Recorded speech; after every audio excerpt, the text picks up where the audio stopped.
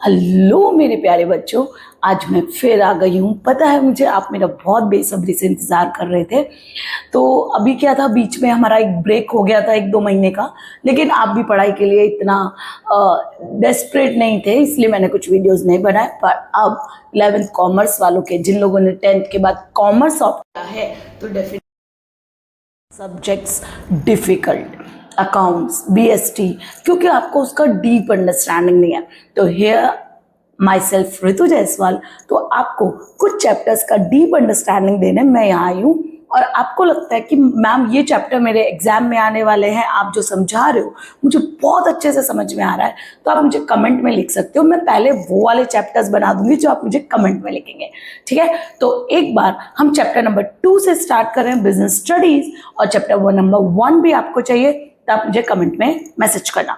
तो let's go to our short notes. मैं बहुत डिटेल्ड में नहीं जाऊंगी, यहाँ आपको क्विक रिवीजन कराऊंगी, क्योंकि ज़्यादातर जो पेपर्स बनते हैं वो कॉम्पिटिटिव बेस्ड बनते हैं, यानी उसमें आपके स्किल्स, आपका कॉन्सेप्ट क्लियरिटी चेक किया जाता है। तो यहाँ पे कुछ नोट्स भी मैंने बनाए हैं, हैंड रिटन नोट्स है, जो आपको हेल्प करेंगे चैप्टर को पूरा रिविजन करने में। सो बिना टाइम वेस्ट करे लेट्स गो टू और ऑन स्क्रीन। और वीडियो आधा मत छोड़ना, हार्डली मैंने 15 मिनट या 10 मिनट का मैं वीडियो रखने वाली हूँ, छोटे छोटे टुकड़ों में बनाएंगे, आप पार्ट 1 पार्ट 2 करके देख सकते हो। तो let's go to on our screen. तो चलो हम चलते हैं अपने चैप्टर नंबर 2 पे, फॉर्म ऑफ बिजनेस ऑर्गेनाइजेशन। चलो स्टार्ट करते हैं। दीज आर सम नोट्स जो आपको हेल्प करेंगे फटाफट चैप्टर को रिवीजन करने में, गो थ्रू करने में। और हमारा जो इंस्टीट्यूट है वो न्यू चांदखेड़ा पे है। तो अगर आपको हमारे टीचिंग्स पसंद आ रहे हैं और आप हमारे साथ ऑफलाइन कनेक्ट होना चाहते हैं तो आप विजिट कर सकते हैं, अगर नियर बाय एरिया में रहते हैं। वरना आपको यूट्यूब चैनल भी काफ़ी हेल्प कर देगा। चलो स्टार्ट करते हैं। पहले बिजनेस एंटरप्राइजेस क्या है। तो देखो, व्हाट इज बिजनेस एंटरप्राइजेस, किस तरीके का बिजनेस आप कर सकते हो। यहाँ पे हम फॉर्म ऑफ बिजनेसेस देख रहे हैं। तो पहली बात तो आपने बिजनेस स्टडीज में देखा है इकोनॉमिक एक्टिविटीज। तो they are 3 type of economic activities, business है, प्रोफेशन है और एम्प्लॉयमेंट है। तो यहाँ पे जो बिजनेस था उसकी डेफिनेशन आपने चैप्टर 1 में पढ़ी है, और यहाँ पर हम बिजनेस एंटरप्राइज यानी बिजनेस किस किस तरीके से हो सकते हैं, क्या क्या फॉर्म्स हो सकते हैं, वो हम देखेंगे। और आज पहला देखेंगे हम सोल प्रोप्राइटरशिप का। तो let's go on what is business first. तो कोई भी एक ऑर्गेनाइजेशन जो इंगेज्ड है कहाँ पर, किसी भी बिजनेस में या किसी भी कॉमर्शियल एक्टिविटी में। What is commercial activity, the activities which are conducted to earn a money, यानी प्रॉफिट कमाने के लिए जो एक्टिविटीज की जाती है उसको क्या बोल सकते हैं, कॉमर्शियल एक्टिविटीज बोल सकते हैं। तो एनी ऑर्गेनाइजेशन और एनी एंटिटी और any business engage in a businesses or a commercial activity is called a business enterprise। वही क्या कहलाएंगे, बिजनेस एंटरप्राइज कहलाएंगे, ठीक है। जैसे एग्जांपल ले लो, श्रीधर इंस्टीट्यूट ऑफ कॉमर्स आपको सर्विसेज दे रहा है, चाहे वो गुड सेल कर रहा हो चाहे वो सर्विस दे रहा हो। तो श्रीधर इंस्टीट्यूट ऑफ कॉमर्स आपको एक सर्विस देता है टीचिंग की, और उसके लिए वो आपसे कुछ पैसे लेता है, मनी लेता है। तो it is a profit organisation. वो बिजनेस क्यों कर रहे हैं, स्मॉल बिजनेसेस में काउंट होगा। और वो बिजनेस क्यों कर रहे हैं श्रीधर वाले, पैसा कमाने के लिए कर रहे हैं, ठीक है। चलो आगे चलते हैं। It is classified into 3 board categories, 3 तरीके के, broadly it is divided into 3 categories. तो एक है प्राइवेट ऑर्गेनाइजेशन, एक है पब्लिक सेक्टर और एक है जॉइंट सेक्टर। प्राइवेट सेक्टर्स कौन से होते हैं, जो प्राइवेट लोग चलाते हैं यानी प्राइवेट इंडिविजुअल्स चलाते हैं।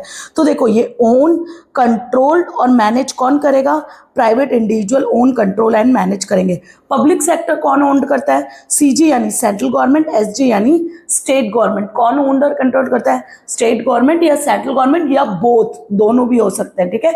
आधा सेंट्रल गवर्नमेंट आधा स्टेट गवर्नमेंट लेती है तो भी यही कंसिडर उसको करेंगे। Own, control and manage by state government and central government. देखो, प्राइवेट सेक्टर का मोटिव क्या होता है, प्रॉफिट कमाना मोटिव होता है, पैसा कमाना। जबकि पब्लिक सेक्टर, अगर गवर्नमेंट कोई काम कर रही है तो आपको ही पता है, जैसे अभी सोलर पे गवर्नमेंट आपको सब्सिडी दे रही है, तो वो गवर्नमेंट क्यों दे रही है, पब्लिक वेलफेयर के लिए, ज्यादा से ज्यादा लोग मोटिवेट हो और ज्यादा से ज्यादा लोग आकर सोलर पैनल्स लगवाएं। तो उनका मेन मोटिव क्या होता है, social welfare is their main motive. अब आ जाओ जॉइंट सेक्टर क्या होता है, तो जॉइंट सेक्टर वो होते हैं जहाँ पे प्राइवेट इंडिविजुअल्स भी आ जाते हैं और सेंट्रल गवर्नमेंट स्टेट गवर्नमेंट्स भी आ जाते हैं। तो कुछ पार्ट सेंट्रल गवर्नमेंट के पास हो, कुछ पार्ट प्राइवेट सेक्टर के पास हो, कुछ पार्ट सेंट्रल गवर्नमेंट के पास हो, कुछ पार्ट स्टेट गवर्नमेंट के पास हो, कुछ पार्ट प्राइवेट सेक्टर के पास हो, कुछ पार्ट स्टेट गवर्नमेंट के पास हो, कुछ पार्ट प्राइवेट सेक्टर के पास हो। इस तरीके से आप तीनों के क्या बना सकते हो, जॉइंट बना सकते हो। तो वो क्या कहलाएंगे, जॉइंट सेक्टर कहलाएंगे। तो ओन्ड, कंट्रोल और manage jointly by either state government, central government and, दोनों में से कोई एक या दोनों भी हो सकते हैं। एंड और साथ में कौन होगा, एंड मतलब प्राइवेट सेक्टर होना जरूरी है, और सेंट्रल गवर्नमेंट और स्टेट गवर्नमेंट में से एक या दोनों भी हो सकते हैं। ओके, चलो बोलो यहां तक कोई दिक्कत, इजी।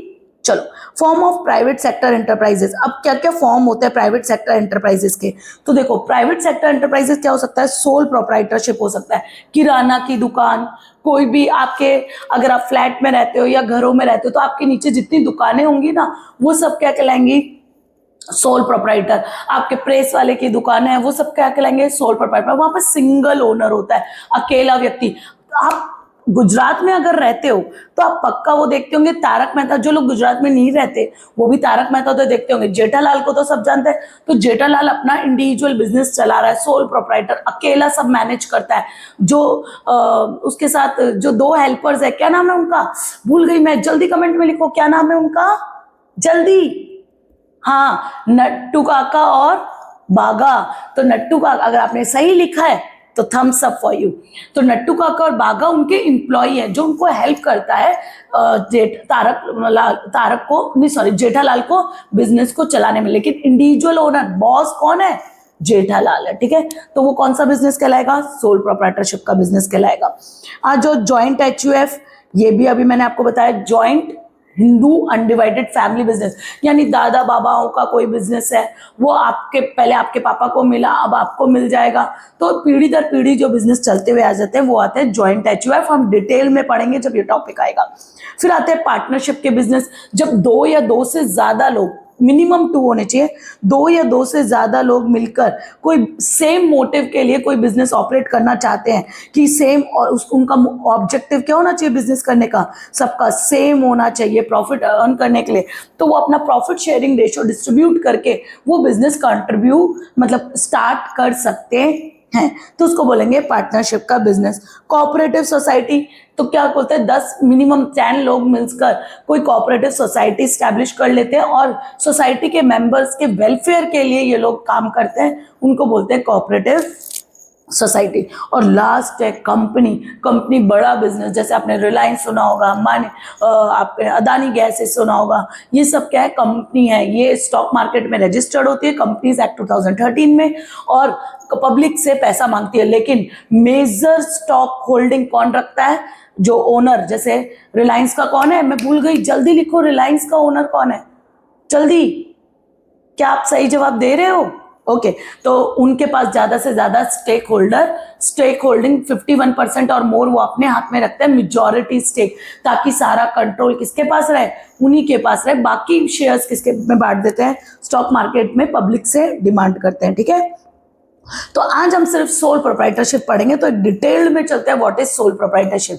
और मैं आपको ये बताना भूल गई हूं कि श्रीधर इंस्टीट्यूट अब सिर्फ चांदखेड़ा में नहीं, न्यू CG रोड पर भी है।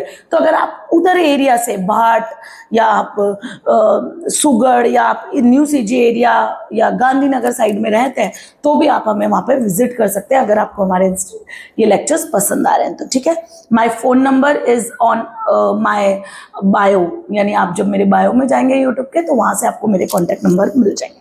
चलो, ये कौन है, आपको दिख ही रहा है कौन है ये, वेरी गुड, जेठालाल। ओके, तो मैं मान लूं कि आप सब गुजराती हो या फिर तारक मेहता पसंद करते हो। ठीक है, तो चलो डेफिनेशन पढ़ते हैं। What is sole proprietorship business, a person is solely responsible for providing capital, सारी कैपिटल वो खुद से ही लाता है, अपनी जेब से पूरा पैसा लेकर आएगा। सारी रिस्क, यानी बिजनेस में बताओ रिस्क होते हैं या नहीं होते, yes there are manmade risk और नेचुरल रिस्क, उसके अलावा इकोनॉमिक हो सकते हैं, अदर रिस्क फैक्टर्स भी हो सकते हैं। मैन मेड रिस्क, आपका इंप्लॉयज स्ट्राइक पे बैठ गए, आपके किसी इंप्लॉय ने या आपके किसी कलीग ने आपकी कोई इंपॉर्टेंट इंफॉर्मेशन थी वो किसको जाकर दे दी, आपके कॉम्पिटिटर को दे दी, तो वो भी क्या है, रिस्क फैक्टर है, मैन मेड रिस्क है। दूसरा क्या हो सकता है, नेचुरल डिजास्टर, जैसे कोरोना आया था, सारे बिजनेसेस क्या हो गए थे, डाउन चले गए थे। अभी पेट्रोल के height due to this war, petrol के रेट्स क्या हो रहे हैं, इंक्रीज हो रहे हैं, और भी बहुत सारे बिजनेसेस में क्या आ रही है, डिफ्लेशन आ रहा है। तो ये सब क्यों, ये सारे क्या है, बिजनेस के लिए रिस्क है, पर ये नेचुरल डिजास्टर है।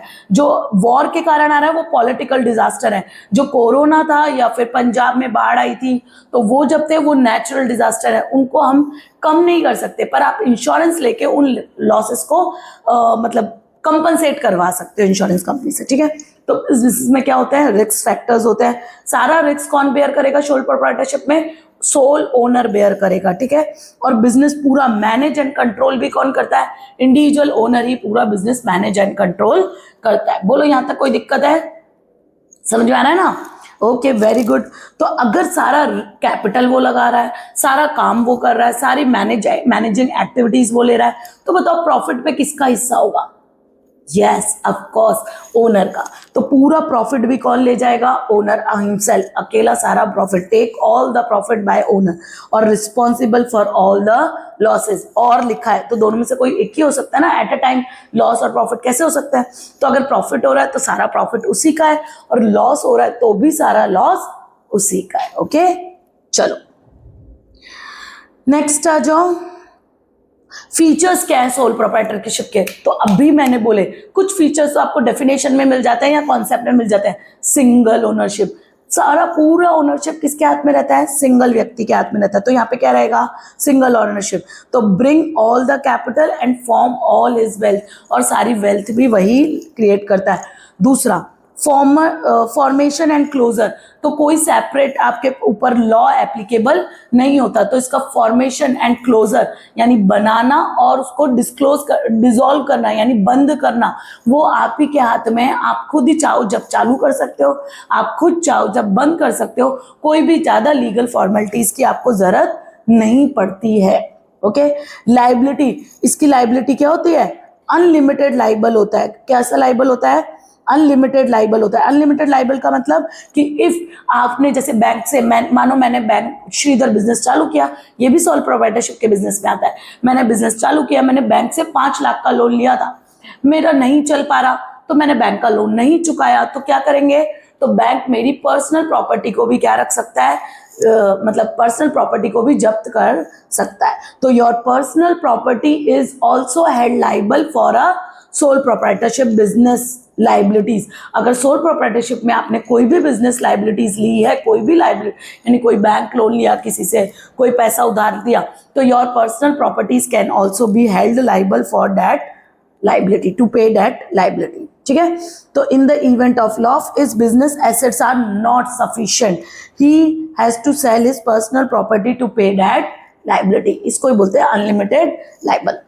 नेक्स्ट चलते हैं, ये भी मैंने अभी बताया था, सारा रिस्क कौन लेगा, सोल यानी अकेला। जैसे आप स्कूल में डांस कंपटीशन होता है तो सोलो डांस कंपटीशन होता है, group dance competition solo. Solo performance मतलब अकेला व्यक्ति परफॉर्मेंस दे रहा है, तो यहाँ पे भी सोल प्रोप्राइटरशिप मतलब अकेला व्यक्ति बिजनेस कर रहा है। तो बिजनेस में जितने भी रिस्क होंगे, जितने भी लॉसेज होंगे, वो अकेला बेयर करेगा, और अगर प्रॉफिट भी हो रहा है तो वो अकेला ही लेगा। तो एक पढ़ लेते हैं, in cases of loss he has to bear whole losses, whole पूरा, ठीक है, और in case of profit he will get all the benefits. Next, control कौन करेगा, तो कंट्रोल भी 100% कौन करेगा, sole proprietor, owner of the business. He may employ, लेकिन वो एम्प्लॉय रख सकता है। जैसे अभी तारक मेहता में बताया ना मैंने आपको, कौन था, कौन थे, मैं फिर भूल गई, कौन थे, जल्दी लिखो, वेरी गुड, बागा और क्या नाम है उनका, वो बागा और उसके काका जो हैं वो दोनों हैं, ठीक है, जो भी नाम है। लेकिन ultimate control lie with himself only, लेकिन अल्टीमेट कंट्रोल तो कौन रखता है, जेठालाल ही रखता है। वो खाली रूटीन एक्टिविटीज कर सकते हैं। नो सेपरेट लीगल एंटिटी, ये ध्यान रखना है आपको कि सोल प्रोप्राइटरशिप में कोई भी सेपरेट लीगल एंटिटी स्टैब्लिश नहीं होती है कानून की नजर में। लेकिन अकाउंट्स के पॉइंट ऑफ व्यू से बताऊं तो जब भी आप किसी बिजनेस की अकाउंटिंग करते हो, भले वो सोल प्रोप्राइटरशिप की, 11th में आप अकाउंट्स भी सीखोगे सोल प्रोप्राइटरशिप की अकाउंटिंग, तो भले आप अकाउंटिंग करते हो, वहां पे आप बिजनेस को कैसे ट्रीट करके अकाउंटिंग करोगे, एज अ सोल प्रोप्राइटरशिप को भी सेपरेट लीगल एंटिटी। लेकिन बिजनेस स्टडीज के पॉइंट ऑफ व्यू से, यानी हम जब थियोरेटिकल पढ़ते हैं, लोन लेने के टाइप से पढ़ते हैं, तो उस केस में आपको सेपरेट लीगल एंटिटी माना नहीं गया है, ठीक है। तो owner is equal to business, लेकिन अकाउंटिंग के पॉइंट ऑफ व्यू से दोनों को अलग अलग रखना, ठीक है। और हाँ, अकाउंट्स में भी आप कोई चैप्टर पहले सीखना चाहते हैं, क्योंकि आपके एग्जाम बहुत नियर है, PT1 आने वाला है, तो आप मुझे कमेंट बॉक्स में लिख सकते हैं, ठीक है। चलो next, no separate legal entity. तो ये तो मैंने बताया है कि बिजनेस कभी भी क्लोज होता है। नो सेपरेट लीगल एंटिटी का मतलब है कि बिजनेस कभी भी क्लोज होता है, तो ओनर क्या करेगा, जितने भी प्रॉफिट, जितना भी मतलब पहले बाहर की लाइबिलिटीज को सारा चुका दो, और जितना पैसा बचेगा वो खुद ले जा सकता है। उसको क्या मान जाएगा, treated as a one. Business को और क्लोजर ऑफ इंडिविजुअल, उनको ट्रीटेड एज अ वन, यानी आपकी पर्सनल प्रॉपर्टी को भी लाइबल ठहराया जा सकता है। ये 6 पॉइंट और 7 पॉइंट एक ही है, तो आप एक साथ लिख सकते हो। Next, lack of business continuity. अगर ओनर का इंसॉल्वेंट हो जाता है, ओनर की डेथ हो जाती है, ओनर इनकैपेसिटी ऑफ फाइनेंशियल, वही तो हुआ इंसॉल्वेंट। अगर फाइनेंशियल, आपकी जो फाइनेंशियल लाइबिलिटीज है उनको पे करने के लिए आप कैपेबल नहीं हो, तो आप क्या माने जाओगे, एक मिनट, हाँ, आप क्या माने जाओगे कि आप बिजनेस कंटिन्यू नहीं कर सकते। तो आप बिजनेस बंद कर रहे हो, तो आप खुद का भी मतलब इंडिविजुअली भी आप अब सब क्लोज कर रहे हो, तो business will be close in case of owner insolvency, death. Owner insolvent हो गया, फाइनेंशियल मतलब डेथ हो गई है, इनकैपेसिटी है, तो वो मेंटली डिस्चार्ज हो गया है, तो बिजनेस भी क्या माना जाएगा, क्लोज माना जाएगा। अब इसके मेरिट डीमेरिट क्या है, फटाफट देख लेते हैं। अब जब अकेला ओनर था तो क्विक डिसीजन ले सकता है, क्योंकि किसी से परमिशन लेने की जरूरत नहीं है, सारे डिसीजन वो खुद ही लेगा। कॉन्फिडेंशियलिटी, आपको किसी को भी बिजनेस के जो अंदर के सीक्रेट्स है वो किसी को भी लीगली बताने की जरूरत नहीं है, तो आप सारे सीक्रेट्स को क्या रख सकते हो, कॉन्फिडेंशियल रख सकते हो। डायरेक्ट इंसेंटिव, अगर आपको किसी भी तरीके का आप एक्स्ट्रा एफर्ट्स डाल रहे हो बिजनेस में, तो अगर आपको किसी भी तरीके का बेनिफिट हो रहा है, तो वो सारे बेनिफिट के लिए आप खुद ही जिम्मेदार हो, जिम्मेदार नहीं, आप खुद ही सारे बेनिफिट ले सकते हो। और अगर आपको कोई लॉस हो रहा है तो उसके लिए भी आप खुद ही जिम्मेदार हो। सेंस ऑफ अकम्प्लिशमेंट, यानी आपको पर्सनल सेटिस्फैक्शन, पर्सनल, कई बार होता है ना, जैसे मैं पढ़ाती हूँ, तो जब मैं क्लास में पढ़ा रही होती हूँ या जब मैं ऑनलाइन भी पढ़ा रही होती हूँ, जैसे अभी मैं पढ़ा रही हूँ, जब तक मुझे पर्सनली सेटिस्फाइड नहीं होता ना, तब तक कई बार मैं वीडियो बनाती हूँ पर अपलोड नहीं करती कि नहीं, इसमें मेरे को पर्सनल सेटिस्फैक्शन, मैंने अपना 100% नहीं दिया। तो यही सेंस ऑफ इनकम्प्लिशमेंट, आप पर्सनली क्या फील करते हो, सेटिस्फाइड फील करते हो, क्योंकि आप एक अफोर्डेबल प्राइस पे सर्विसेज दे रहे हो, एक अफोर्डेबल प्राइस पे गुड्स दे रहे हो। तो बिजनेस की डेफिनेशन जब चैप्टर 1 में पढ़ोगे ना, तो वहां पे प्रॉफिट मोटिव तो है, लेकिन in a traditional approach, in a modern approach, उसमें बिजनेस की डेफिनेशन में लिखा हुआ है कि in a modern approach business सिर्फ प्रॉफिट के लिए काम नहीं करते, वो सोसाइटी के बेनिफिट के लिए भी काम करते हैं, जैसे हम अभी कर रहे हैं, ठीक है। तो श्रीधर आपको देता है एक अफोर्डेबल प्राइस पर क्वालिटी एजुकेशन।